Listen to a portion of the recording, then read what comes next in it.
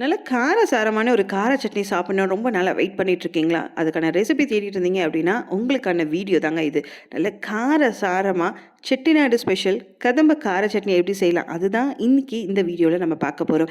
இந்த சட்னிய வந்து இட்லிக்கோ சரி, தோசைக்கோ நீங்க வச்சு சாப்பிட்டு பார்த்தீங்க அப்படின்னா, கண்டிப்பா 3 வேளையும் இந்த சட்னியோ, இட்லியோ, தோசையோ இருந்தா போதும்டா எனக்கு வேற எதுவுமே வேணாம் அப்படின்னு தான் கண்டிப்பா சொல்லுவீங்க.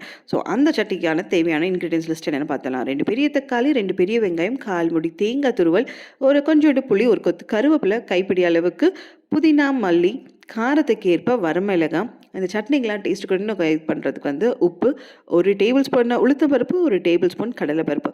ஸோ இதோடைய மொத்த இன்க்ரீடியன்ஸ் லிஸ்ட்டும் கீழே இருக்க டிஸ்கிரிப்ஷனில் இருக்குது. ஸோ மறக்காமல் செக் பண்ணிக்கோங்க. இந்த கதம்ப கார சட்னி எப்படி செய்யலாம் பார்த்தலாம் வாங்க. ஸோ ஒரு கடாய் நல்லா சூடாகட்டும். சூடானதும் 2 டேபிள் ஸ்பூன் அளவுக்கு நல்லெண்ணெய் அப்படி இல்லைன்னா ரீஃபைண்ட் ஆயில் எந்த எண்ணெய்னாலும் ஊற்றி நல்லா காய விட்டுருங்க. அது காய்ஞ்சதும் 1 டேபிள் ஸ்பூன் அளவுக்கு உளுத்தம் பருப்பு, 1 டேபிள் ஸ்பூன் கடலைப்பருப்பு, இது 2மே போட்டு நல்லா பொரிய விட்டுருங்க. அதுக்கப்புறம் வந்து காஞ்ச மிளகாய் ஆட் பண்ணணும். ஸோ நீங்கள் பார்த்தீங்கன்னா ஒவ்வொரு ஊருக்கும் அந்த ஊருக்கான ஸ்பெஷலான டிஷ்ஷஸில் எல்லாத்துலேயும் ஒரே மாதிரி ருசி இருக்கும். அதுக்கான தனி ருசியும் தனி சுவையும் கொடுக்கக்கூடியது ஒரு இன்க்ரீடியண்ட்டாக தான் இருக்கும். இப்போ பார்த்தீங்கன்னா உதாரணத்துக்கு மதுரையில் பார்த்தீங்கன்னா அவங்க எல்லாத்துக்குமே இந்த சின்ன வெங்காயம் தான் யூஸ் பண்ணுவாங்க. ஸோ அதே மாதிரி செட்டிநாடு அந்த இதுக்கு பார்த்தீங்கன்னா அவங்க யூஸ் பண்ணுறதுல ஒரு யூனிக்கான இன்க்ரீடியன்ட் என்னன்னு கேட்டிங்கன்னா இந்த குண்டு வரமிளகா. அந்த காரத்துக்கும் சரி அங்கே இருக்கிற அந்த டேஸ்ட்டுக்கும் நிறைய கொடுக்குறது வந்து இந்த குண்டு வரமிளகா தாங்க. ஸோ அதையும் வந்து ஒரு 7-8 வரமிளகா இதில் ஆட் பண்ணிடுங்க. இது 3ம் நல்லா வதங்கட்டும். வதங்கினதுக்கப்புறம் நம்ம நறுக்கி வச்சுருந்த 2 பெரிய வெங்காயம், 2 பெரிய தக்காளி. ஸோ இதுதான் உங்களுக்கு அளவு. பெரிய வெங்காயம் தக்காளியும் ஈக்குவலாக இருக்கிற மாதிரி பார்த்துட்டு அதையும் வந்து கட் பண்ணி நல்லா போட்டு நல்லா வதக்கி விட்டுருங்க. இது ஓரளவுக்கு வந்து வதங்கினதும் நம்ம எடுத்து வச்சிருந்த ஒரு கொத்து கருவேப்பிலை, ஒரு கைப்பிடி அளவுக்கு கொத்தமல்லி, ஒரு கைப்பிடி அளவுக்கு புதினா. ஸோ இந்த 3மே வந்து அதாவது கருவேப்பிலை, மல்லி, புதினா இந்த 3மே நல்ல எவ்வளோக்கு எவ்வளோ ஃப்ரெஷ்ஷாக இருக்கோ அந்த அளவுக்கு சட்னியோட டேஸ்ட் உங்களுக்கு ரொம்பவே அருமையாக இருக்கும். ஸோ முடிஞ்ச அளவுக்கு இந்த சட்னி செய்யும்போது வந்து இது 3மே நல்லா ஃப்ரெஷ்ஷாக இருக்க மாதிரி பார்த்துக்கோங்க. ஸோ அது எல்லாமே நம்ம ஆட் பண்ணிவிட்டு தக்காளி வெங்காயம் இது எல்லாமே வதங்கட்டும். அது கூட வந்து தேவையான அளவு புளி, இந்த சட்னிக்கு தேவையான அளவு உப்பு.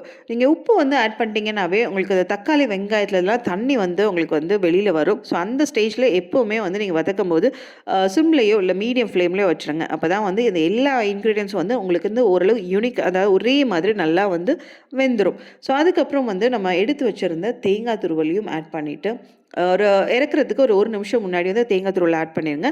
அதுக்கப்புறம் நல்லா வதங்கினதுக்கப்புறம் கேஸை ஆஃப் பண்ணிவிட்டு நல்லா சட்னிக்கான நம்ம அந்த இன்க்ரீடியன்ஸ் எல்லாமே நல்லா ஆறட்டும்.